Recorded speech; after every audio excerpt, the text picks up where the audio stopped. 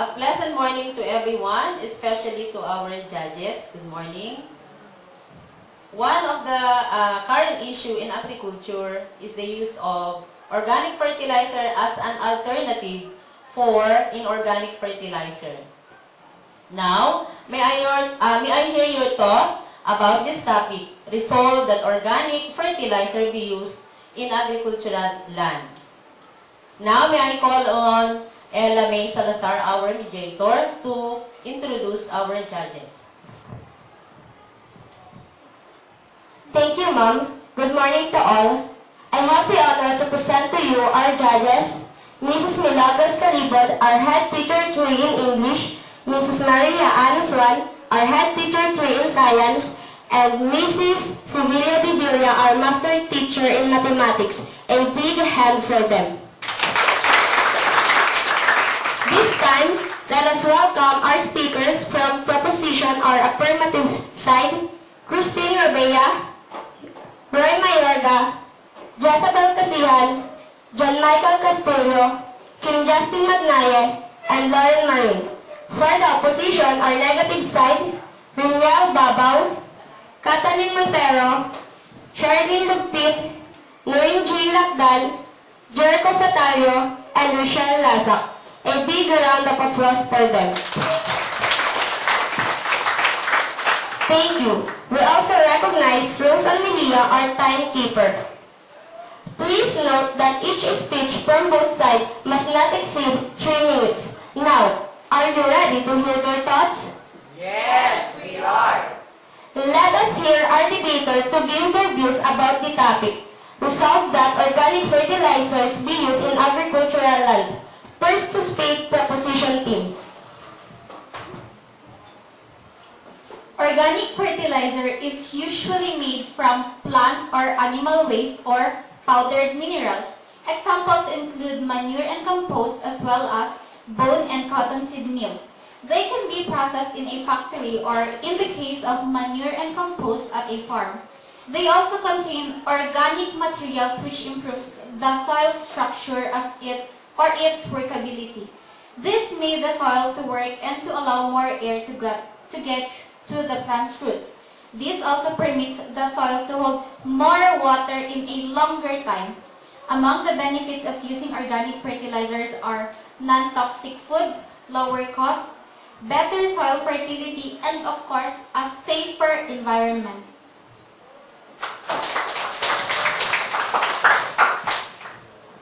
However, chemical fertilizers, also called inorganic, synthetic, artificial, or manufactured fertilizer, have been refined to extract nutrients and bind them in specific ratios within other chemical fillers.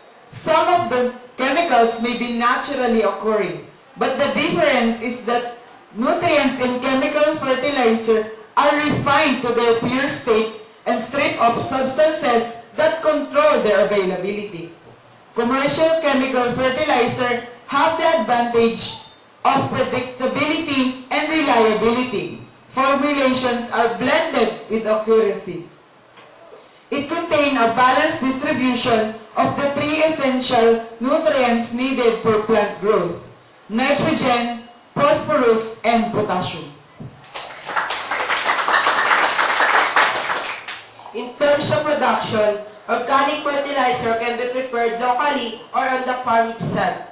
Therefore, the farmer didn't have to spend more money.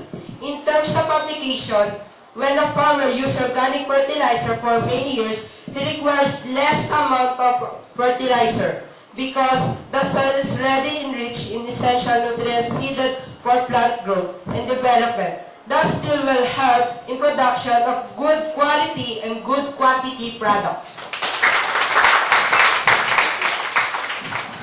Applying inorganic fertilizer is simple because the given element and the rate of application are known. It contains a balanced distribution of the 3 main essential nutrients, which is nitrogen, phosphorus, and potassium, needed for optimum plant growth. Since the nutrients are available to the plants immediately, improvement occurs in days, so the production of a particular crop is vast and abundant.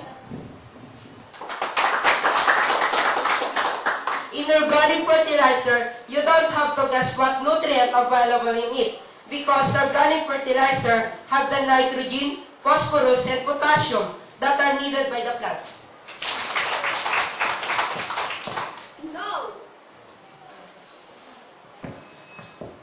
No, the nutrients from an organic fertilizer can only be guessed. This means that you're giving an inexact or inaccurate application that may or may not meet your plant's need. An organic fertilizer may release its nutrients only when the soil is warm and moist and break down organic matter, so the nutrients are released more slowly. This case will affect the quantity and the quality of your production.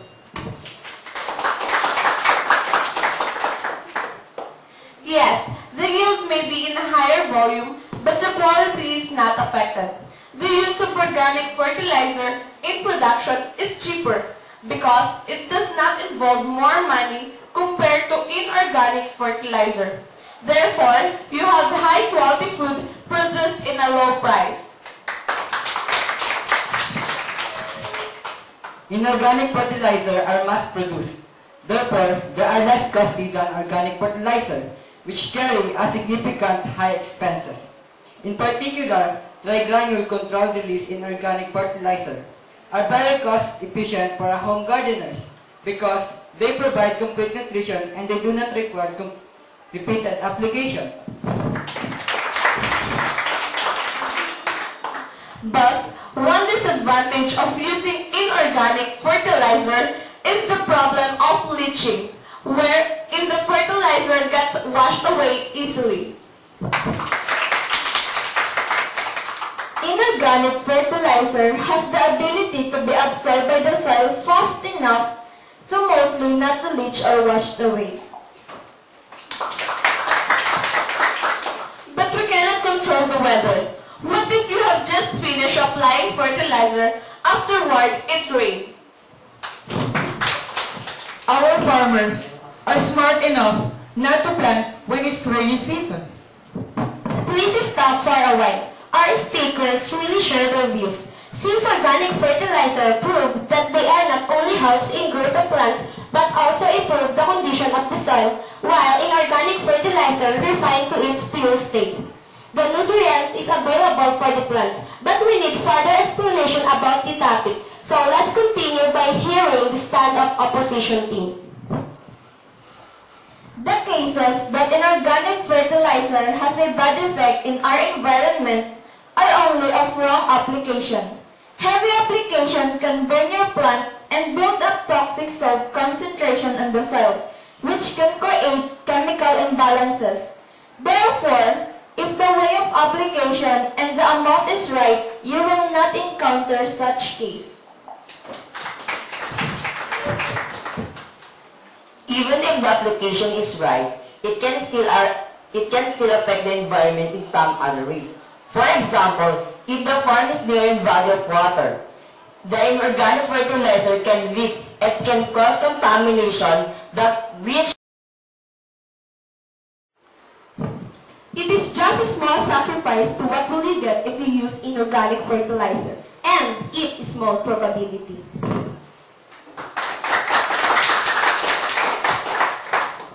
yes, maybe it was just a small sacrifice, but this small sacrifice can kill. Not just in the body of water, but also in human. If farmers continue to use inorganic fertilizer, it will affect the soil to extent that will be infertile and unable to produce nutritious and safe food that we eat in every single day. Not all inorganic fertilizer are chemical that may contain to nature. Inorganic fertilizer may also from organic materials. They are just refined to their pure state. In natural fertilizer, you are not sure what kind of manure is being used. It may contain parasites which come from animals. Right, inorganic fertilizer are refined, or in other ways, it is the simplest form which makes it easier to be washed away. When it comes to manure, it has to be decomposed before applying. Manure are most used as organic soil amendments and mulches.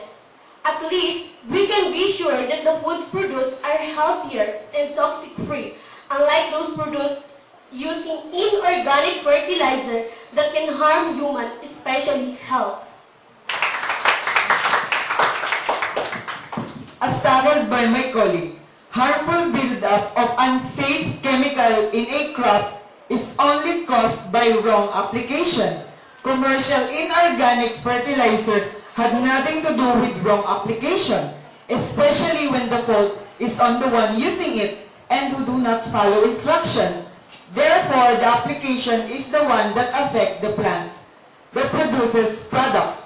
You mentioned earlier the products being produced in using inorganic fertilizer. As you said before, production is fast and abundant. Look around you. Look what inorganic fertilizer have gotten us. So productive. Imagine that there is no inorganic fertilizer. Our production will be slow and it will greatly affect our economy. Yes, maybe you're right that in production, using organic fertilizer, maybe production may be lesser, but organic fertilizer always contribute to the health of well-being like soil, human, animals, and also our planet Earth. For instance, organic fertilizer provides pollution-free, chemical-free, and produce nutritious food for humans. You are saying that organic fertilizer is so great, but why doesn't farmers and companies still use inorganic fertilizer? Well, that's why we're having debate today. Many farmers are using inorganic fertilizer, which is harmful not just in our environment, but also for our health. Many farmers are not well oriented about fertilizer and its effect, why they tend to use inorganic fertilizer, which they think is better and more beneficial for them and the plants. You can say that our farmers are not well-oriented because there are a lot of seminars that the farmers attend to. And for your information, rich farmers endorse inorganic fertilizers to their fellow farmers. And how about the companies? They use inorganic fertilizer because they are after the high profit they can get. But they don't care about how the environment and the human's health. People eating foods produced by inorganic fertilizer tend to have higher risk of having certain cancers like gastric cancer, testicular cancer, and stomach cancer.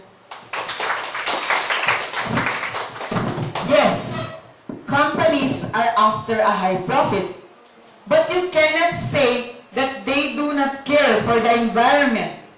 As you said before, that inorganic fertilizer destroy agricultural lands. Why is that even most companies use inorganic fertilizer, their land for planting is not destroyed? This is only a proof that inorganic fertilizer does not harm the environment. And you mentioned earlier that using inorganic fertilizer can cause cancer. But you eat products of inorganic fertilizer, but nothing bad happens to your health. Maybe they don't do regular soil tests. And besides, the use of inorganic fertilizer can cause rapid infertility of the soil. Regarding the health effect, specifically cancer, the symptoms of cancer doesn't show instantly. It will show in later years after the cancer cells spread out. Besides, the inorganic fertilizer contains acid like sulfuric acid and hydrochloric acid which damage the soil. The companies, especially whose product are food, are in charge of keeping their products safe. So if it is possible for them not to check the state of the soil. However, in statement you have mentioned that inorganic fertilizer has a specific kind of acid which you can avoid. But in organic fertilizer, you are not so sure if they really safe because you don't know its content.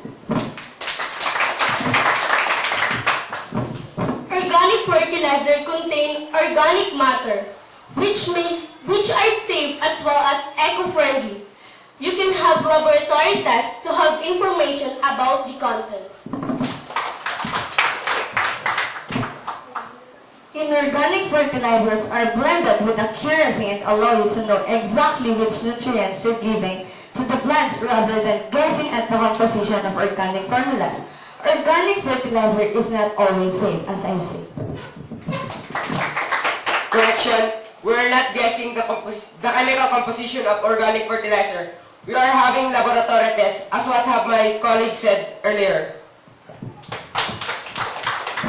So, you mean you are not sure of the content of organic fertilizer because you said you need a laboratory test.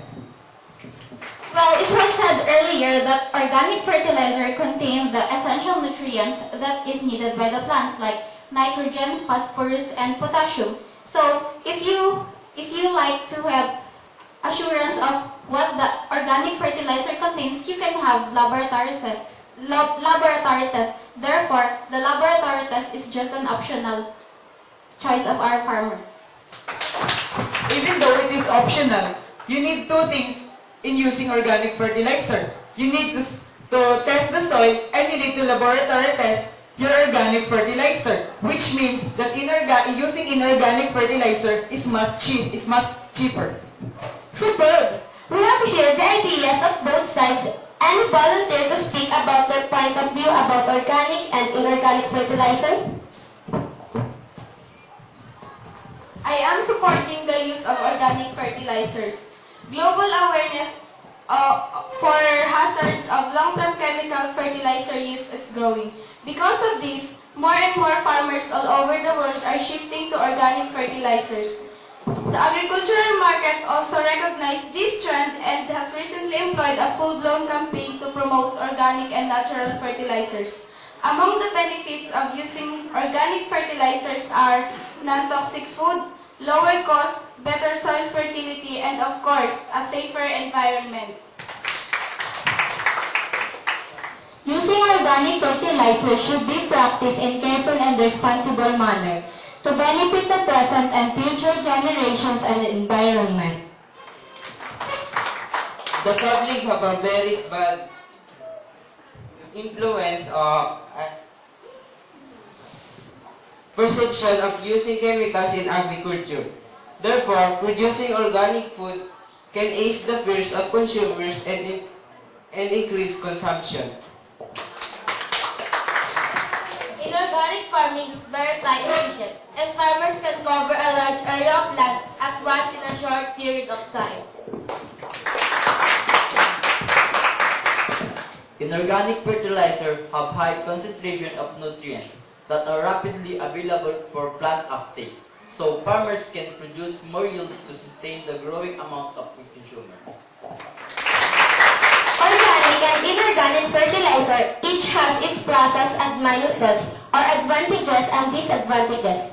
Maybe questions in our minds are all answered. What are you going to use? Organic or inorganic fertilizer? The decision is yours in determining which route to go. Your best bet is to weigh your options and pick what will most meet your current needs. That's all. Thank you and have a good day.